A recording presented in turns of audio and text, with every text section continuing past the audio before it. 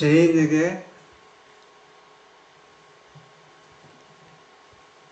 제2의 기회를 다른 기회를 주신다는 겁니다. 그러니까 우리가 기회가 한 번 있으면은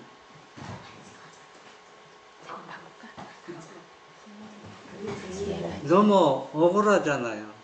다시 한 번 주어진다면은 그렇게 생각하는데 예수님께서 우리에게 다시 기회를 주셨습니다.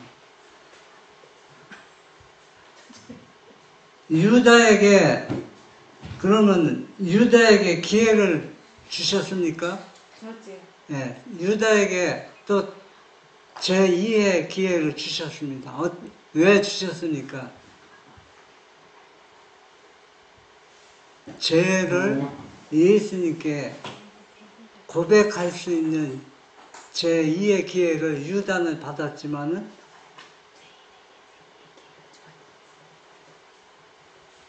유다는 죄를 회개하지 않았습니다. 그런데 또 베드로에게도 예수님을 배반하고 가장 중요하고 결정적인 시간에 주님을 배반하고 돌아섰습니다. 그런데 베드로에게도 이 죄인에게 제2의 기회를 주셨습니다. 그때 베드로가 어떻게 됐습니까? 완전히 회개하고 하나님 편에 예수님 편에 서서 얼마나 열심히 충성했습니까? 그런데 가장 불쌍하고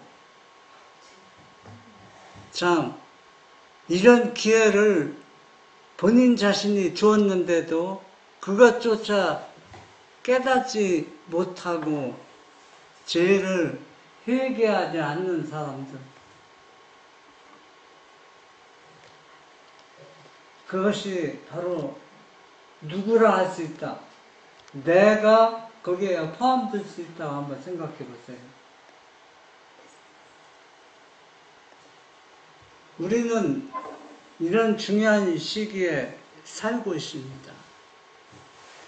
하나님께서는 모든 사람이 죄를 지어서 멸망당하는 것이 하나님의 자비와 은혜가 절대 아닙니다. 모든 사람에게 기회를 주십니다. 그런데 사람들은 어떻게 성경을 왜곡하고 착각하고 있느냐면, 죄인들은 죄를 지었기 때문에 사망이 오고 죽을 수밖에 없다고 하는데, 죄인이 죄를 지어서 죽었다는 얘기는 성경에 없습니다. 사망이 있는 것은 뭡니까? 이런 기회를 주셨는데 그 기회를 무시해버리고 거절하는 겁니다. 즉, 죄를 지어서 죽는 것이 아니라 하나님의 은혜를 거절해서 사망에 이른다는 겁니다. 오늘 주제는 바로 그 내용입니다. 우리가 죄를 지어서 사망에 오는 것이 아니라 하나님의 은혜를 거절해서 사망이 이른다는 겁니다. 로마서 6장 23절에 보면 죄의 삭은 사망이에요. 하나님의 은사는 예수 그리스도 안에 있는 영생이다. 여러분, 그리스도는 무엇입니까? 기름 부은 자입니다. 메시아. 네. 그래서 우리가 주 안에 있는 자는 영생이라 했습니다. 여러분은 사망입니까? 영생입니까? 영생이라 합니다. 그러면 주 안에 있고 그리스도 안에 있는 겁니다. 다 원하십니다. 멸망을 원합니다. 사망을 원합니다. 아니, 우리 주 예수, 그리스도 예수, 우리 주 안에 있는 게 영생인데 그 영생을 잡아라. 예수님을 잡아야 돼. 하이주서 로마서 6장 23절. 하늘에서 들린 한 음성. 범죄는 전 세계를 위험한 곳으로 몰고 가서 사형 선고하여다 두었다. 그러나 하늘에서 나는 대속물을 발견하였노라는 한 음성이 들렸다. 예, 이 음성이 뭐냐면은 아담이 죄를 범함으로 인해서 아담의 후손 모든 죄인들은 뭘 선고받았어요? 사형 선고. 사형 선고 받았습니다. 그런데 하늘에서 큰 음성이 들렸습니다. 사형 선고를 받은 모든 죄인들에게 내가 영생을 얻을 수 있는 대속물을 발견했다. 큰 음성으로 외쳤다는 얘기는 모든 사람이 어떻다는 얘기야? 다 들을 수 있는 음성이었다는 얘기입니다. 그러니까 결국은 뭐냐? 모든 죄인들이 대속물을 통해서 다 뭘 얻을 수 있다는 얘기예요. 구원을 얻을 수 있다는 얘기입니다. 얼마나 중요한 메시지입니까? 얼마나 중요한 대속물입니까? 로마서 5장 12절. 그러므로 한 사람으로 말미암아 죄가 세상에 들어오고 죄로 말미암아 사망이 들어왔나니 이와 같이 모든 사람이 죄를 지었으므로 사망이 모든 사람에게 이르렀느니라. 네. 그러면 한 사람으로 인해서 죄로 인해서 사망이 이르렀으면 또 한 사람으로 인해서 뭐가 온다는 얘기예요? 영생이 온다는 얘기입니다. 그러면 아담의 후손은 사망에 이르렀지만은 여인의 후손은 뭐가 오는 거예요? 영생이. 영생입니다. 여인의 후손은 누굽니까? 예수님. 예수님입니다. 예. 그러니까 모든 죄인을 누가 구원하느냐면 예수님이 구원하시기 위해서 대속물이 되셨다는 얘기입니다. 이걸 우리가 믿음으로 받아들이는 사람에 한해서 영생에 이르는 겁니다. 하이주서 로마서 5장 12절에서 19절. 하나님과 협력하는 가운데 얻는 힘. 사도 바울은 아담의 불순종과 그리스도의 충분하고 완전한 순종을 대비시키고 있다. 그리스도의 순종이 우리들에게 무엇을 의미하는지 생각해 보라. 그것은 우리도 그분의 능력 안에서 온전히 순종할 수 있다는 것을 말하는 것이다. 주께서도 인간이었고 그분도 그 인성에 온 힘을 다하여 하늘의 아버지를 섬겼다. 그분은 동시에 양성, 곧 신성과 인성을 갖고 계셨다. 그분은 하나님이시며 사람이시다. 그리스도께서 이 세상에 오신 것은 하나님이 무엇을 하실 수 있는가를 보여주시기 위함이었고, 하나님과 협력할 때에 우리 인생이 무엇을 할 수 있는가를 보여주시기 위함이었다. 그분은 광야에 나가셔서 마귀에게 시험을 받으셨다. 그분은 배고픔이 무엇이며 목마름이 어떤 것임을 아신다. 그분은 육신이 허약하여 힘이 없다는 것이 어떤 것인지를 잘 아신다. 그분은 모든 점에 있어서 우리와 한결같이 시험을 받으셨다. 예. 아담과 하와와 예수님의 지금 차이점, 다른 점이 무엇입니까? 여기에서 왜 아담은 죄 유혹에 실패해서 죄를 지었고 예수님은 아담처럼 시험을 받았지만 이겼습니다. 그 차이점이 뭡니까? 신성을 가지고 계셨습니까? 차이점은 순종하면 차이점은 이겁니다. 아담과 하와는 죄가 무엇인지 몰라요. 죄를 접은 경험이 없어요. 그러면 누구보다 유리하다는 겁니까? 그래서 죄가 얼마만큼 무서운 건지를 몰랐구나. 몰라서 그런 게 아니라 예수님은 아담과 하와는 유혹에 넘어갈 수 있는 뭐가 하나도 없어요. 왜? 죄에 대해서 경험을 알지 못하고 그에 보면 온전한 인이었고 거룩하고 신성했다는 얘기입니다.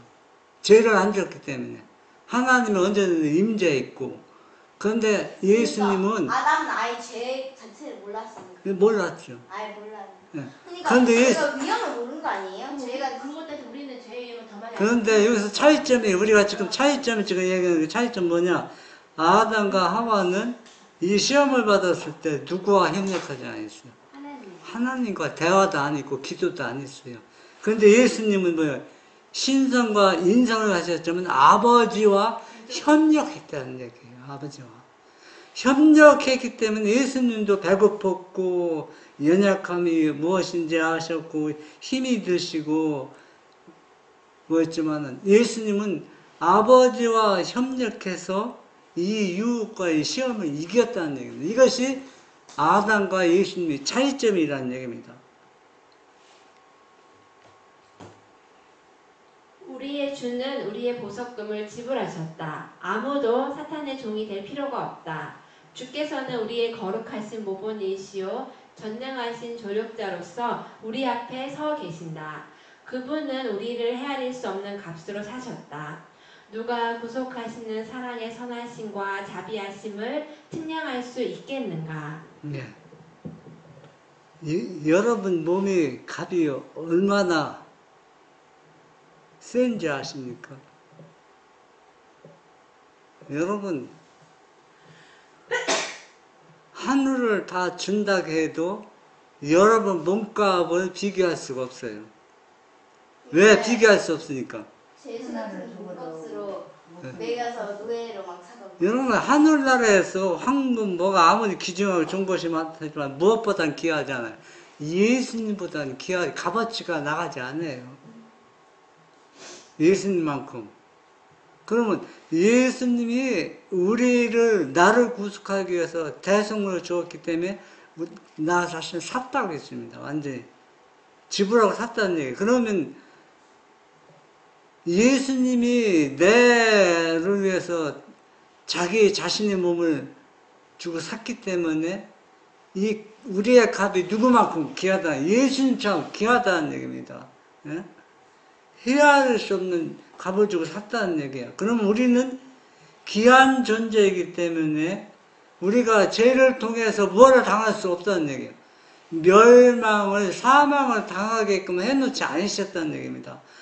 사단이 종이 될 필요가 없어요. 다 누구의 자녀가 되는 겁니까? 하나님의 자녀가 될 수 있다는 얘기입니다. 그런데 유감스럽게도 이 사실을 믿음으로 받아들이는 사람이 거의 없다는 얘기예요. 그리스도는 자유의지를 지닌 윤리적 존재.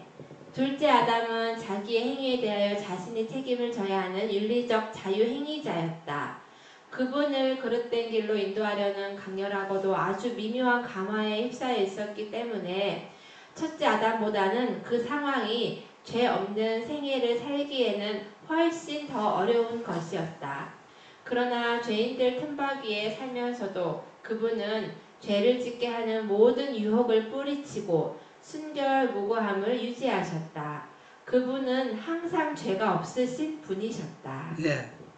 아담과 하와가 그 하나님께 그만 그 열매를 따먹고자 하는 마음에 간절한 염원이 있었어요? 없었어요. 따먹을 필요가 없었어요. 강렬하게 그 마음 속에서는 일어나지 않았습니다.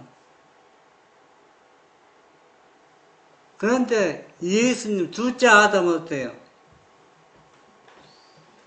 죄인들의 연약한 부분들을 다 몸에 지니셨기 때문에 누구보다 불리하다. 첫째 아담보다 불리한 입장에 놓여서 이런 시험을 맞이했다는 얘기입니다. 그래서 이런 유혹을 뿌리치고 순결함을 유지하는 것이 아담보다 훨씬 더 어렵고 불리한 입장에 놓여 있었다는 얘기입니다. 그러면은 아담은 죄를 짓기에는 유리한 환경이었지만 아니 아담은 예수님이 더 죄를 짓게 유리하셨다. 그러니까 아까 처음에 그렇게 말씀하셨잖아.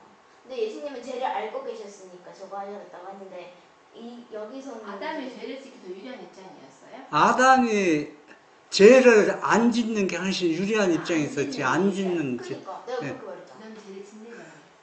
여기서는 그러니까 아담이 그 금하신 그 열매를 여기 그렇게 안 나와요. 먹고 싶어서 먹은 게 아니라는 얘기입니다.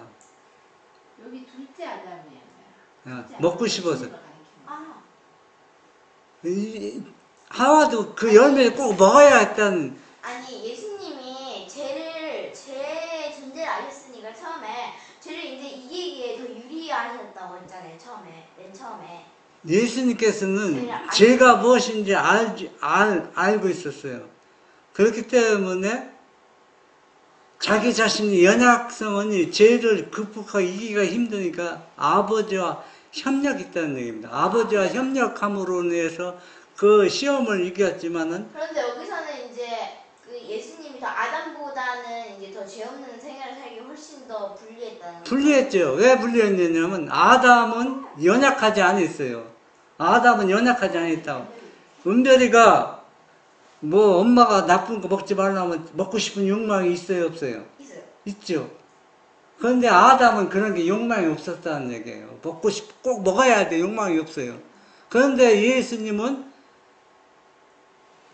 그 후천적인 그 나쁜 성향을 가지지 않았지만 그런 것을 다 가져갔기 때문에 죄의 연약함을 가져갔기 때문에 그 욕망이 강렬하게 일어났다는 얘기예요. 예수님 마음에서는. 왜? 인간의 연약한 성은 그 욕망이 일어난 것도 죄잖아요. 죄가 아니죠. 죄를 저보지 않았기 때문에 그것을 욕망이 일어난 게 왜 죄야? 그거를 이제 성향이 예수님은 죄를 기울어지는 성향이 없었지만 한번 생각해 보세요. 시험을 받을 때 배가 고픈데 돌이 떡등에서 먹으라고 먹고 싶은 마음이 있어요, 없어요? 있지. 있죠. 배고픈데. 그게 죄야? 그러면 그건 성량하고 성량 자체가 제일 성량 아니지만은 배고픈 사람이 그 먹고 싶은 마음이 있잖아요. 그런데 아담에게는 그런 마음이 일어날 수가 없다는 얘기예요. 안 일어난다는 얘기입니다. 그런데 죄를 범했다는 얘기예요. 그러니까 항상 예수님이 더 아담보다 더 불리한 입장에서 시험을 맞이했지만은 아버지와 협력함으로써 그 시험을 다 이겼다는 얘기입니다. 그래서 순결과 무고함을 유지했다는 얘기입니다. 유리한 입장에 놓인 인간, 첫 아담에게 연결된 인간은 그에게서 죄와 죽음 외에는 아무것도 받은 것이 없다. 그러나 주께서는 인간을 위하여 모든 시험을 견디시면서 아담이 실패한 곳에 오사 그곳을 통과하셨다. 그분은 시험 가운데서도 더럽힘을 받지 않고 그곳을 빠져나옴으로써 아담의 수치스러운 실패와 타락을 구속하셨다. 이렇게 해서 그분은 인간을 하나님과 함께 할 수 있는 유리한 곳에 두셨다. 그곳에서 인간은 그리스도를 구주로 모심으로써 신의 성품에 참여하는 자가 된다. 이렇게 해서 인간은 하나님과 연합하고 그리스도와 연합하게 된다. 그니까 아담은 솔직히 그렇게 먹고 싶은 환경에 놓이진 않았지만 예수님은 훨씬 더 배고프고 이런 상황을 통해서 죄를 훨씬 짓기 쉬운, 죄를 짓기에 유리한 환경이 있었음에도 하나님과 협력을 하셔서 이제 이겼다는 말이죠. 네. 오케이. 그런데 우리가 아담이 실패했기 때문에 우리도 실패할 수밖에 없다는 얘기는 사람들이 과장해서 하는 얘기입니다. 우리는 예수님처럼 이길 수 있어요. 왜? 우리가 예수님, 그러니까 우리가 유리한 입장에 놓이게끔 예수님께서 다리를 놓았다는 얘기예요. 어떤 다리를 놓아? 죄와 싸워서 이길 수 있는 다리를 놓으셨어요. 누가? 자기 자신의 대성물로 주어서. 이걸 제가 어디서 엿붙였냐면, 이제, 시녀서, 이제, 사람들 만나잖아요. 이제 시녀. 사람 만나면. 난 시녀가 어디가 시녀지? 그러니까 이제, 경도, 나이 많이 먹어서 사람들, 이제 시녀 이제 출근하는데, 그 사람들이 가면은 커피 먹고 뭐 하여튼 나쁜 음식들 나와도 잘 먹어요. 잘 먹어서 그 사람들에게 이것이 나쁜 음식이라는 게 안 통합니다. 그런데 어느 때 통하는지 알아요? 통할 때가 있어요. 아파서 병원에 의사가 말할 때요? 네, 병원에 의사가 말할 때 그렇게 좋아하던 커피 먹지나 말라면 커피 안 먹어요. 이 얘기는 뭐냐면 우리도 예수님이 그렇게 해놓았어요. 예수님 말씀 순종하면은 절대로 죄의 유혹을 받아도 넘어질 수가 없다는 얘기예요. 근데 의사 말은 듣는데 예수님 말은 안 듣네. 그러니까 이런 걸 봐서 세상 사람들도 자기 몸 살기 위해서 그렇게 좋아하던 나쁜 음식 커피도 다 끊어버려요. 술도. 우리도 똑같아요. 우리가 예수님 믿는 입장, 예수님이 너 하지마. 내가 할 수 있는 뭘 다른 거 좋은 거 줄게 하면은 우리도 할 수 있는데 누구와 협력하지 않아서 예수님과 협력하지 않아서 유리한 입장에 놓여 있는 상태에서 시험을 받아 우리가 실패하고 있다는데. 협력하지 않아서가 문제구만. 고린도전서 15장 22절, 45절. 아담 안에서 모든 사람이 죽은 것 같이 그리스도 안에서 모든 사람이 삶을 얻으리라. 45절. 기록된 바 첫사람 아담은 생명이 되었다 함과 같이 마지막 아담은 살려주는 영이 되었나니. 예수님을 통해서 우리가 살려주는 영이 되었습니다. 아담 안에서는 다 죽었지만은 예수님 안에서는 다 영생이 주어졌다는 얘기입니다. 얼마나 기쁜 소식입니까? 그러니까 누구도 멸망당할 필요가 없어요. 누구 때문에? 예수님 때문에.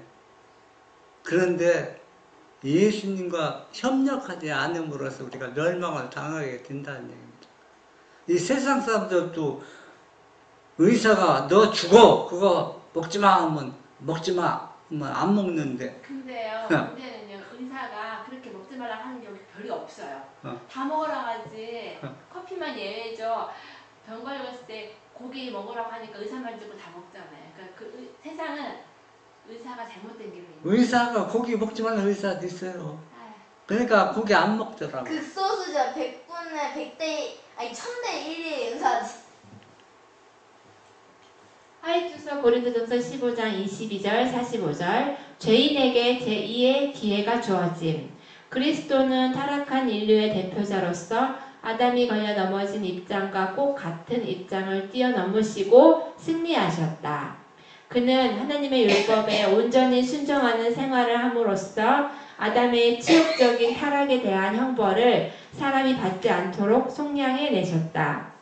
인간은 하나님의 율법을 범하였다. 그리스도의 피는 하나님께 충성을 다하고 그들이 범한 율법에 순종하는 사람들에게만 소용이 있는 것이다. 예. 아담이 실패한 것은 율법을 순종 안에서 불순종해서 실패했는데 예수님은 율법을 완전히 순종했습니다. 본인 자신이 율법입니다. 그런데 그 연약성을 누구와 아버지와 협력해서 율법을 순종해서 아담이 걸려 넘어진 것을 뛰어넘어서 예수님은 승리했다는 얘기입니다. 이 믿음을 단번에 누구한테 주는 겁니까? 우리에게 줬습니다. 이 믿음을 우리가 받아야 된다는 겁니다. 그러면 예수님은 어떻게 율법을 순종하느냐는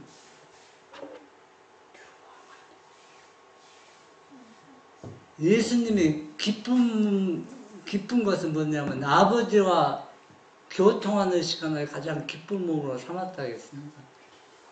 그런데 우리는 어느 때가 제일 좋아요? 맛있는 거 먹을 때가 좋습니까? 어디 여행 갈 때가 좋습니까? 우리 사상이 완전히 달라요.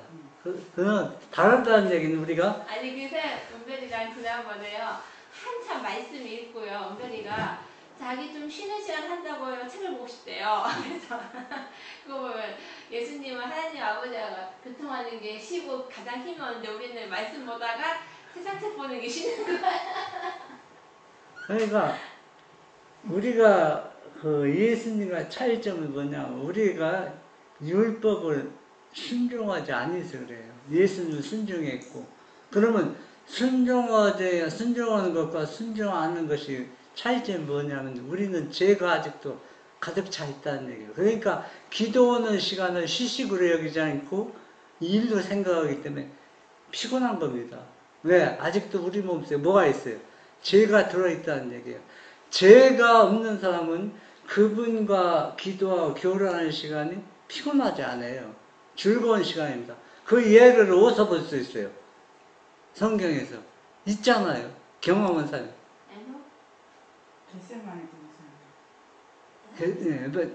글쎄만 예수님 또 다른 사람.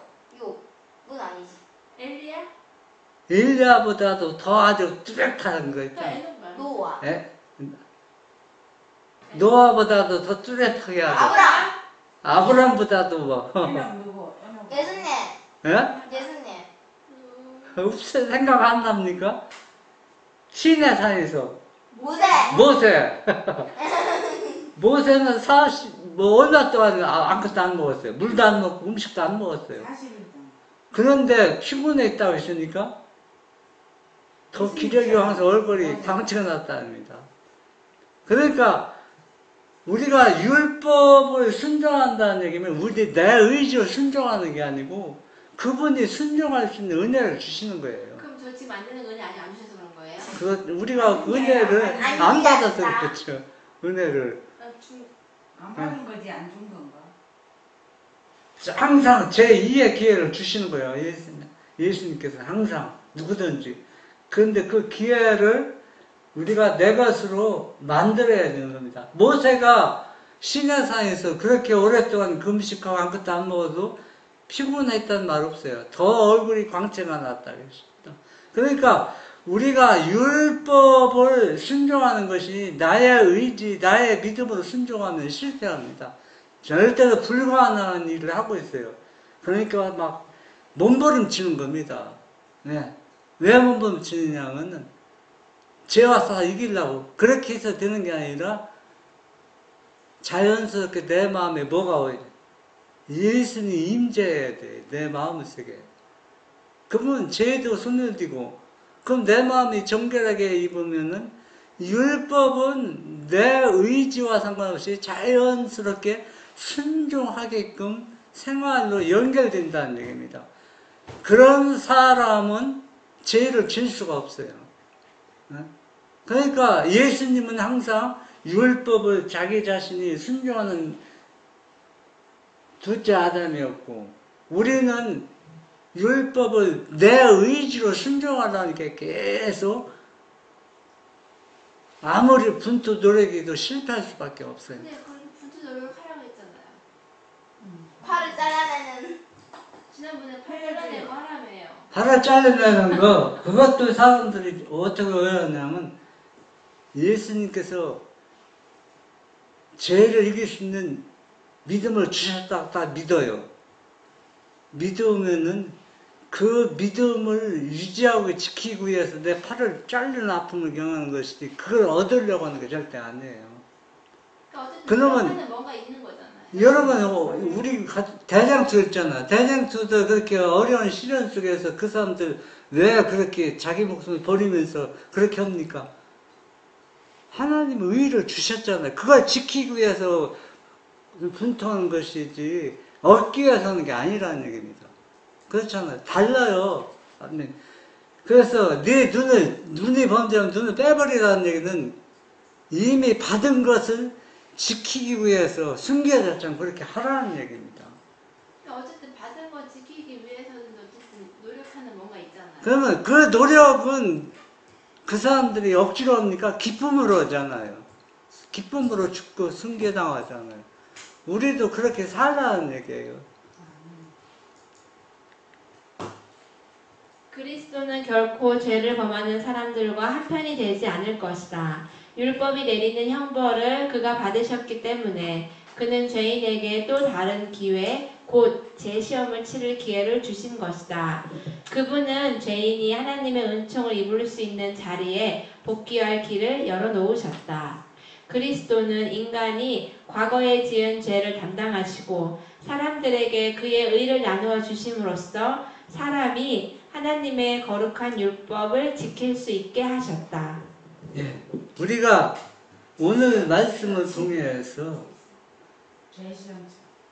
우리는 모든 죄를 예수님이 다 가져갔다고 믿음으로 받아들여야 돼요. 다 가져가서 정결하고 깨끗하게 씻어주셨다. 그런데 우리는 그걸 안 믿잖아요. 안 믿고 자꾸 죄가 생각나잖아요. 그러니까 그걸 예수님의 의를 내 마음속에 안 받아들이는 겁니다. 그 죄가 남아있기 때문에 예수님 내 마음에 들어오지 못하는 거예요. 그러니까 그렇게 하지 말라는 얘기예요.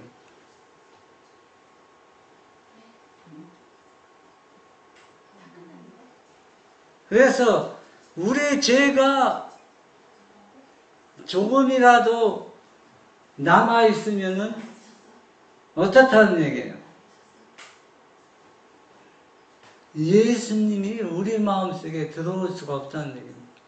그러니까 우리가 죄를 가지고 있으면서 나 죄를 버렸다.